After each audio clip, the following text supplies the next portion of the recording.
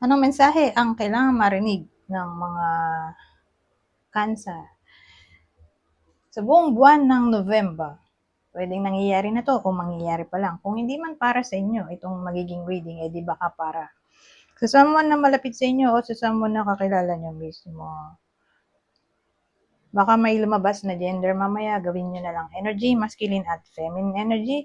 Pwede rin naman na wag nyo nang pansinin ang gender. Hindi ko alam kung anong magiging reading, kung positive ba o negative. Depende sa kung anong mapipick up kong energy mamaya. Kung hindi man mag-resonate sa inyo to, edi i-adjust nyo na lang ang video, hanapin nyo to. Kung hindi pa rin, edi dito na. Ito ang last deck.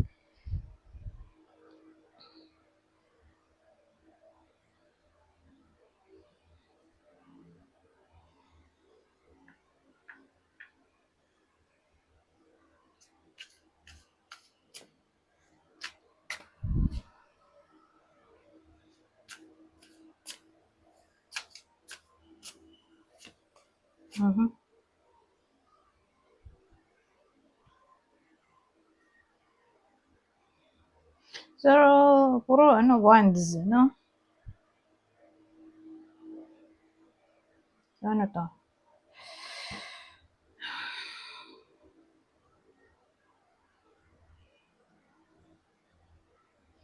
So, sana natin na yung iba sa inyo ay magkakaroon ng competition. Okay? Ka-competition. Whether sa karelasyon. Kaloka naman kung karelasyon, pero maganda nga kung ano. I-clarify natin to. Kasi, competition lang siya. Hindi natin masabi kung saan. Career, karelasyon, kaibigan, marami, di ba? Pwedeng maging subject. Pero grabe rin naman. Wands na naman.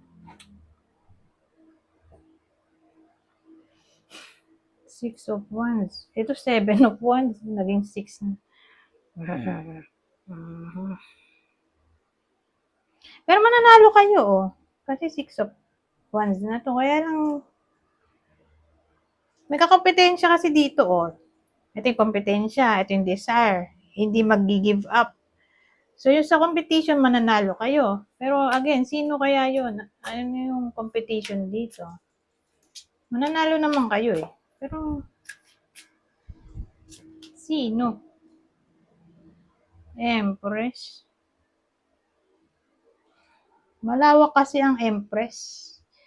Pwede siyang love. Pwede rin career. Probably babae na lang. Babae. Yung ka-competition. Pero saan? Anong iba pang detalye dito?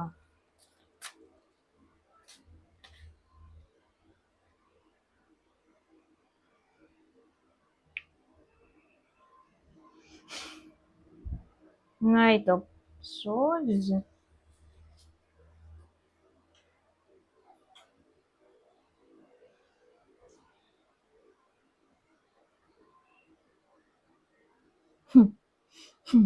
Saan ba?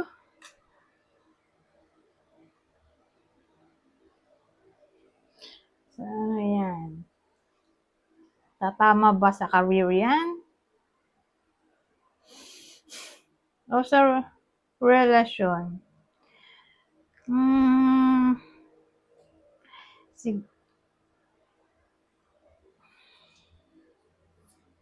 Sa career na lang. Sabihin natin ang field o line ng work ay nasa communication. Kasi communication card to eh. Nandun yung competition. May kakompetensya yung iba sa inyo, babae sa line ng communication, journalism. Ano pa ba? Ano pa bang communication? Malawak kasi yung journalism, di ba? Nandiyan yung reporting, nagre-report, anchor, DJ, di ba? Sabihin na lang nating call center, di ba? Call center agent, communication yan sa telepono. Basta ang field niya na boses puhunan niya. Aha. Teaching, di ba? Coaching. Teaching, coaching, counseling, yung mga ganong work. O intelligence ang basehan. So, ano pa bang intelligence? Doctor, lawyer, basta ganon. Yung work niya, purong intelligence. Pang matalino siguro. Doon may kakompetensya. Okay? Kakompetensya ng iba sa inyo, probably babae. O nanay na siguro. Pwede lalaki o babae yung nanonood. Ayan yung ano, clue. Ito yung kakompetensya nyo. Babae o nanay na. Pero don't worry, malalampasan nyo naman tong babaeng to. Dahil mananalo kayo. So, sabihin natin, nagmamagaling tong babaeng to sa work niya. Ang ending, maungusan nyo siya dahil kayo yung pupurihin, dahil may magagawa kayong mas magaling sa magagawa nitong babaeng to. Ganun. Ganun ang dating.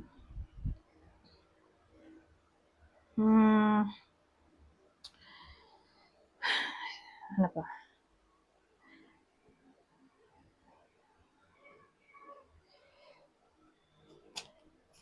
Whether nangyayari na yun o mangyayari pa lang. So, i-expect na natin yung competition.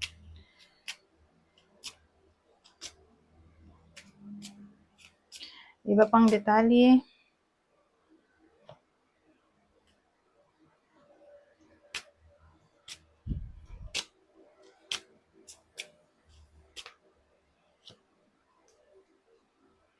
So, sa case na to, may babae. Babae yung nag-iisip. So, yung babae natin dito, ang iniisip niya ay all about, tenderness. So, pag sinabi mong tenderness, edi love.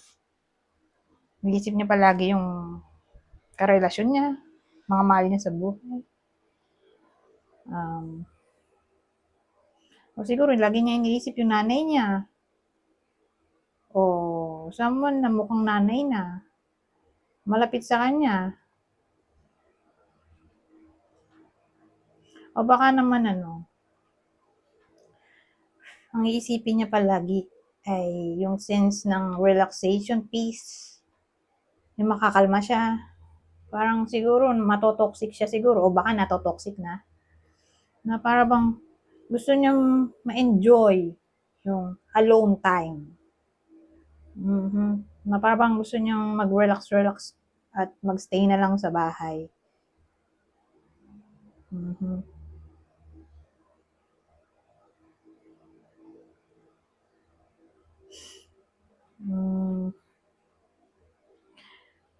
O kung single siya, kung di nanay niya itong maiisip niya, sabihin natin siya to, ito yung nanay niya.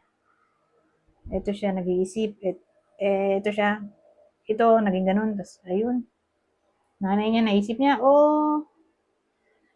naisip niya for some reason, lalo na kung may sakit.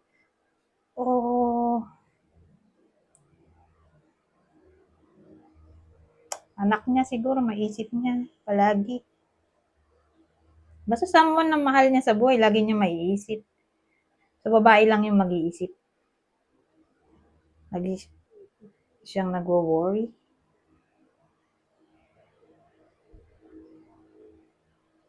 O kung single, priority niya ang kanyang peace of mind. Okay? Anyways,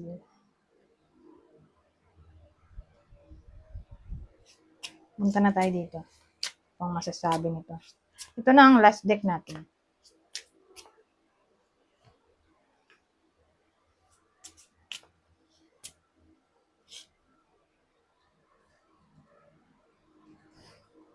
Love na desire pa. So, tulad nga ng sabi ko dito, ito, saka to, na yun nga, laging nag-iisip yung babae. Pero ngayon, in general na to, wala nang gender. Na para bang, whether in a relationship o single, yung desire nila dito, tungkol sa love. Parang, Sabihin natin in a relationship.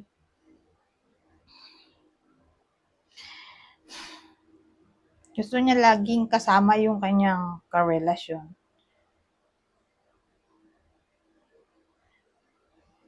Parang lagi niya miss agad. Ngayon, kung single, syempre, ang dating parang mapapaisip-isip siya na what if maging in a relationship na siya. Na parang somehow, darating tong desire nga tungkol sa love na parang all of a sudden may isip niya ang tungkol sa topic na to, love. Baka nga all of a sudden din pumunta siya sa mga bar, club para magmingle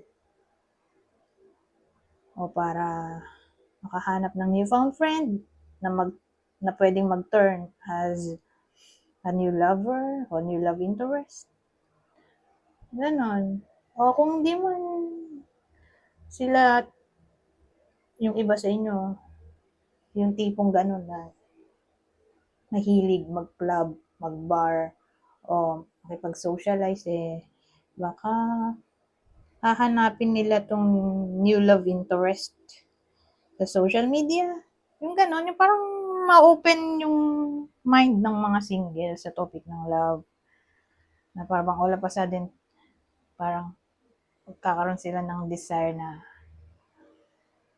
makahanap nga ng new love interest. Hanapin nila yung feeling ng pagiging in love. Ganon. Kung single, pero kung in a relationship, yun nga, lagi nila gusto kasama yung karelasyon nila, lagi nilang miss. Anyways, hanggang dito na lang. Goodbye for now.